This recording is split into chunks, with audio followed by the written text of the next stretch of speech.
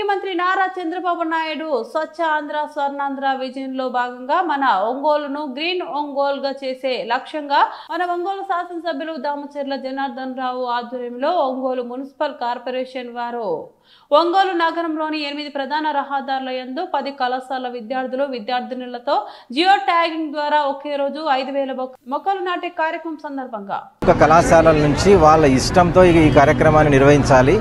ఎవరైతే ప్లాంటేషన్ వేస్తున్నారో ఆ student tag కూడా పెట్టాం. వాళ్ళు ఏ కాలేజీ ఏం చదువుతున్నారు లేకపోతే వాళ్ళు ఏ సెక్షన్ కూడా అన్నీ కూడా దాంట్లో ట్యాగ్లో వచ్చేటట్టుగా దాన్ని కూడా పెట్టాం. ఎందుకంటే ప్రతి స్టూడెంట్ కానీ ఆ కాలేజీ వాళ్ళు కానీ ఈ రోడ్లో పోయేటప్పుడు ఇదిగో మా క్రిస్ కాలేజో లేకపోతే మా హర్షిని కాలేజ్ ఈ రోడ్ అంతా వేసాం, ఈ మొక్కలంతా కూడా పెద్దవి అయిపోయిన తర్వాత రేపు పూలు కాసి అన్నీ కూడా బాగా ఉండే పరిస్థితుల్లో ఈ రోజు వేసింది ఆ రోజు గుర్తు వస్తుంది. ఇవన్నీ కూడా 2-3 నెలల లోపలే ఒక స్టేజ్కి వస్తాయి. ఎందుకంటే పెద్ద మొక్కలు తీసుకొచ్చాం, 12 అడుగులు ఉండే మొక్కలు తీసుకొచ్చి నాటాం.